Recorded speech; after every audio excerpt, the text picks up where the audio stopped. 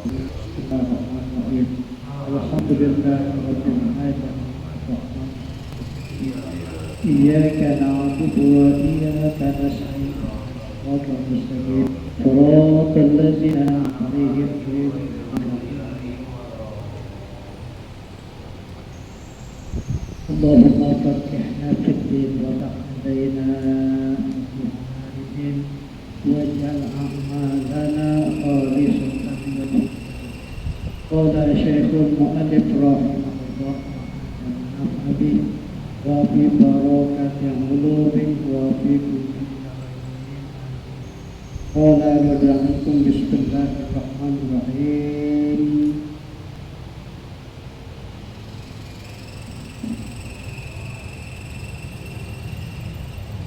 Agama Islam adalah agama referensi kepada Al-Quran. Toh siapapun orangnya, hatta kiai, habaib, ustadz, ajengan, umara, adalah mereka wajib melambangkan Al-Quran.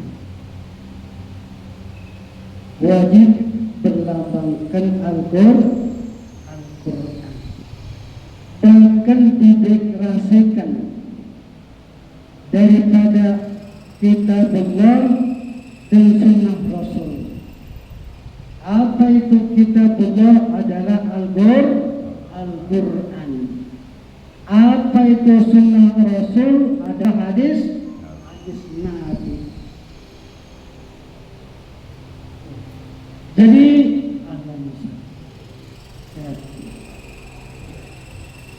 Jadi hadis Nabi ini adalah sebagai sunnah Rasul yang direkomendasikan dari Al-Quran. Jadi tidak ada bedanya kalau Al-Quran adalah wajib syari usul, hadis adalah wajib syari wajib syar'i turut. Jadi Al-Quran asyraful lughat, bahasa yang paling mulia ketimbang dengan bahasa-bahasa yang lainnya. Bangsa Inggris kecil, bangsa Jerman kecil, bahasa Belanda kecil, bahasa Cina kecil, bahkan yang tertinggi, yang terbesar adalah bahasa Arab. Karena bahasa Arab itu berfungsi sampai ke dalam kubur, sampai ke surga. Walaupun kita goblok banget, nggak tahu alif ba ta sa, tapi ketika di surga nanti sama juga ente berbicara sama orang Arab. Yang penting kita di dunia banyakin takwa, beriman pada Allah, banyakin ibadah. Oleh karenanya Al-Quran, Allah mengatakan lau anna anzalna fi hadzal Qur'an ila yamin min khusyatillah tilkal. Kata Allah, kalau seandainya Al-Quran dari Lauhul Mahfuz diturunkan ke permukaan bumi ini, maka semua gunung-gunung yang begitu banyak belahan dunia, tingginya mencapai langit, luasnya belantara, bahkan kerasnya lebih daripada baja, niscaya ketika Quran aslinya yang di Lauhul Mahfuz diturunkan ke permukaan bumi, maka gunung itu hancur dan akan gugur, kata Allah. Masya Allah. Itu saking besarnya, kemuliaannya kalimat Al-Quran. Habis semua Pak, ini dunia hancur, lebih daripada rudal Iran. Oh, kata Allah begitu. Jadi Al-Quran ini menurut pada dasarnya adalah bilahil mahfuz. Apa itu lauh mahfuz? Lauh mahfuz wa jismun nurani, katanya gitu ya. Nurani kata Nabi. Ya. Lauhul mahfuz itu adalah cahaya-cahaya yang dibuat dari Al-Quran. Fihil golami bismillah, itu Al-Quran yang ada di lauhul mahfuz adalah tulisan Allah, golem Allah. Ya, maka lauhul mahfuz itu dipenuhi dengan cahaya-cahaya Al-Quran, nur-nur Al-Quran. Sampai kapan? Ma yakunu ila yaumil qiyamah. Al-Quran baik yang ada di lauhul mahfuz maupun di permukaan bumi itu adalah gak bakal lenyap, gak bakal hilang, gak bakal hangus lama-lamanya sampai hari kiamat. Itu keberkahan Al-Quran. Masya Allah. Makanya dalam sebuah hadis Nabi mengatakan man qara'a kulla yawmin mi'atain marratin qul huwallahu ahad allahus lam yalid wa lam yulad wa lam yakul lahu kufuwan ahad. Dari Anas, beliau mendengar sabda Nabi dalam surat Al-Quran. Allah mengatakan man qara'a kulla yawmin, siapa-siapa di antara umat dan hamba Allah membaca setiap hari mi'ataini marratin 200 kali. Ya, satu harinya 200 kali kita baca, yaitu surah Qul huwallahu ahad Allahus samad lam yalid wa lam yulad wa lam yakul lahu kufuwan ahad. Ini kata Nabi. Kemudian wa muhya anhu zunubu khamsina sana. Orang yang membaca Al-Quran setiap hari, satu harinya 200 kali, maka muhya anhu zunubu khamsina sana. Allah hapus orang yang tadi itu yang membaca Qul setiap hari 200 kali. Apanya? Zunubu adalah semua dosa-dosanya. Masya Allah. Dari ujung rambut sampai ujung kaki, habis semua dibungkus dengan Qul.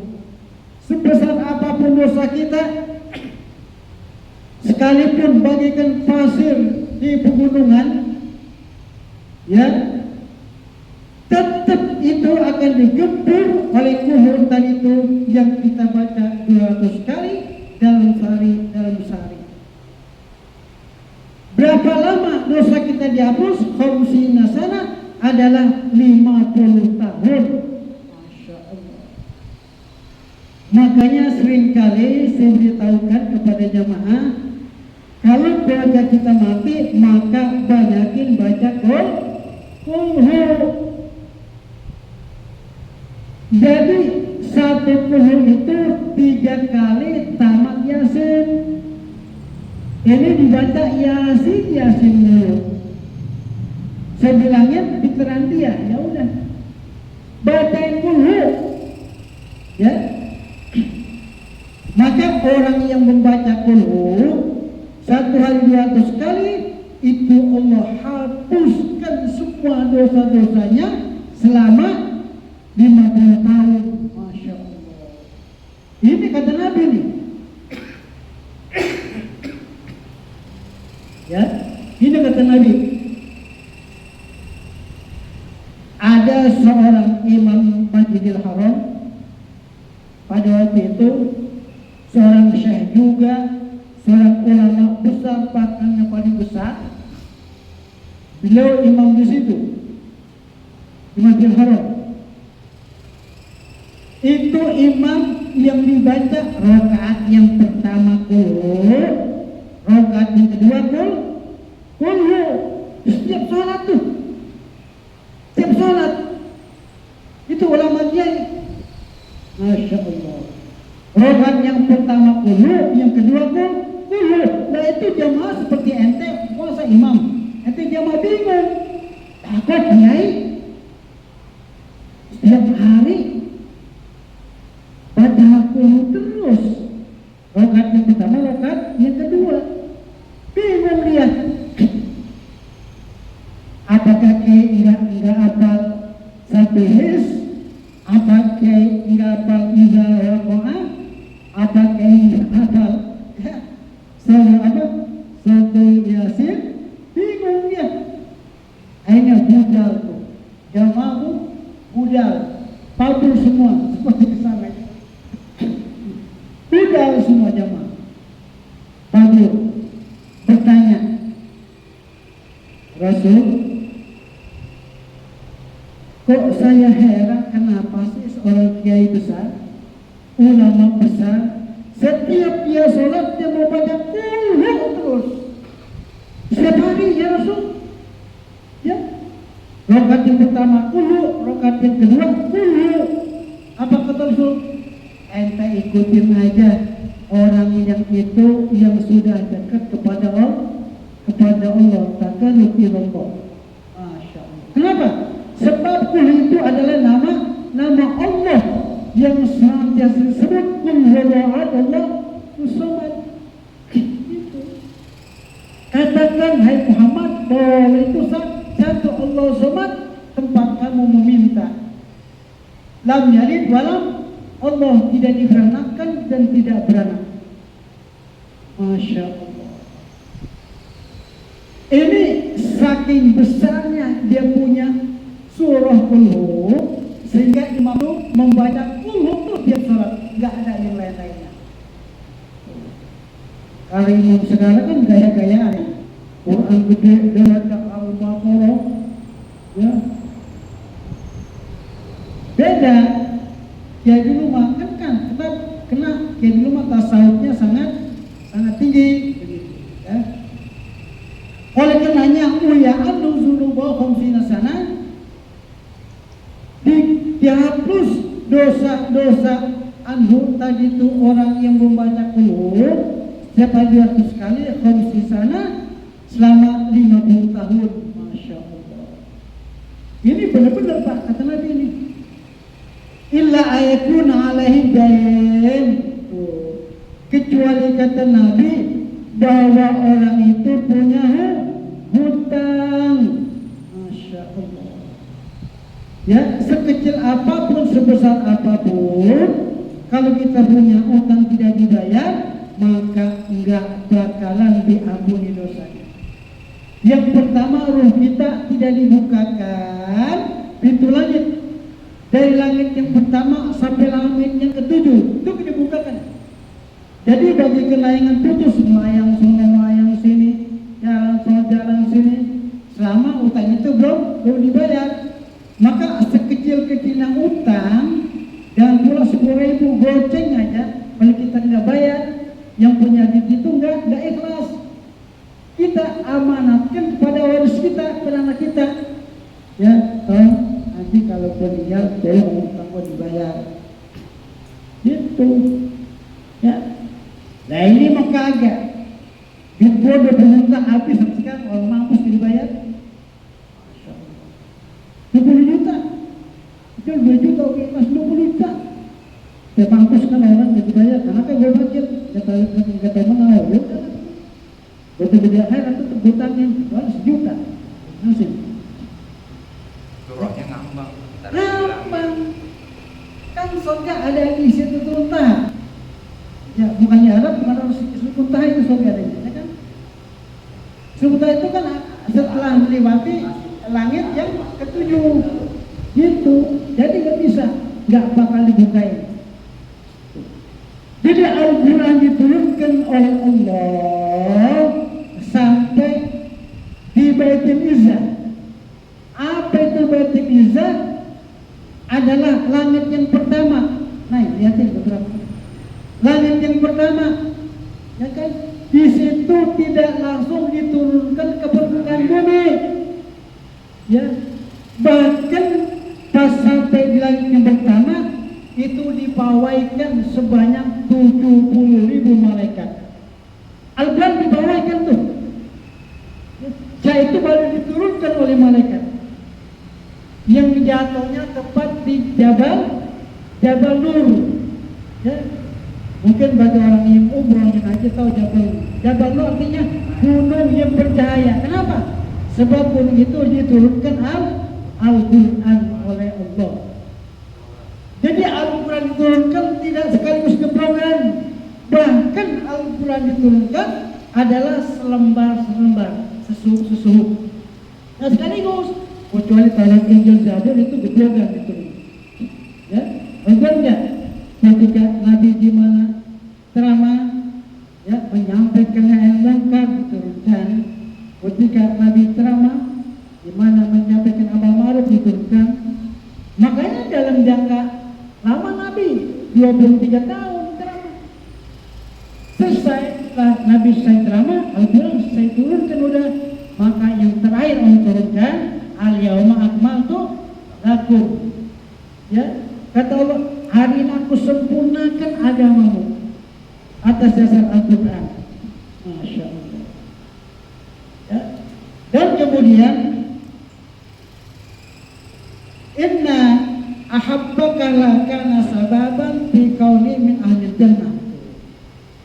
Bahwasanya kamu cinta kepada kulhu atau kepada Al-Quran asbabnya karena adalah kamu itu dari ahli surga.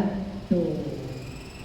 Jadi orang yang membaca kulhu, orang baca Quran, Allah jadikan bahwa dirinya itu adalah menjadi ahli surga. Alhamdulillah. Masya Allah. Man arada ayyana ma'ala firasyi fana ma'alai yamini summa qala kullu ahad mi'atu marratin iza kana yaumul qiyamah yaqulu rabb ya abdi udkhulu ala yaminikal jannah.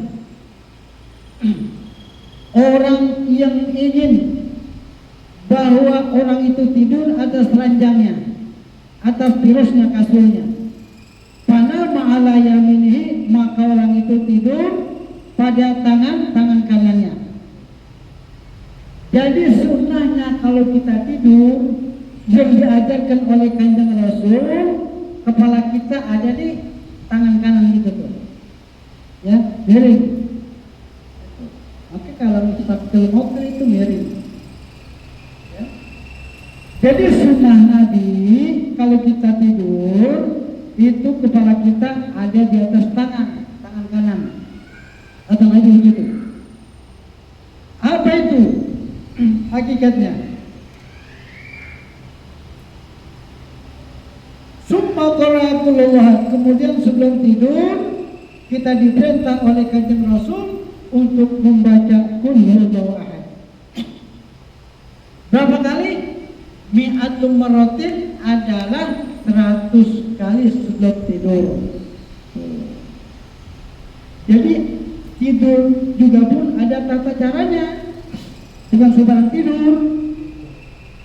Ya, iza kana yaumul qiyamati yaqullahu rabb ya abdi udkhulu ala yalikal jannah. Kata Nabi, apabila datang hari kiamat nanti Allah berkata, tuh, ini hadis kursi. Hadis kursi artinya Allah juga yang berbicara, tapi Nabi yang nulis. Apa yang Allah bicarakan? Iza kana yaumul qiyamati yaqullahu rabb. Apabila datang hari kiamat nanti, maka Allah berkata, ya abdi, kata Allah, hai hambaku, ya, udkhulu ala yaminikal jannah, masuklah kamu hai hambaku atas kananmu ke surga. Makanya kita diajar sama Nabi tidur, ya kepala kita di atas tangan kanan. Itu ya ajar Nabi. Wasalisu gharibun walakinnahu bil fadail. Dan yang ketiga adalah bergaging pada dirinya. Tuh. Kulhu, karena saking mudahnya, gampangnya kalimat itu sehingga menjadi darah daging kita nanti ketika kita mati. Walakin fil fadail, akan tetapi guru itu adalah semua keabdalan daripada ayat Al-Quran yang lainnya.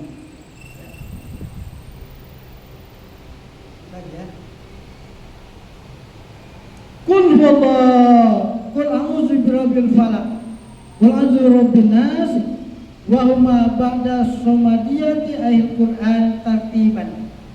Membaca falaq bin nas itu, keduanya itu adalah tempat meminta, sesudah meminta.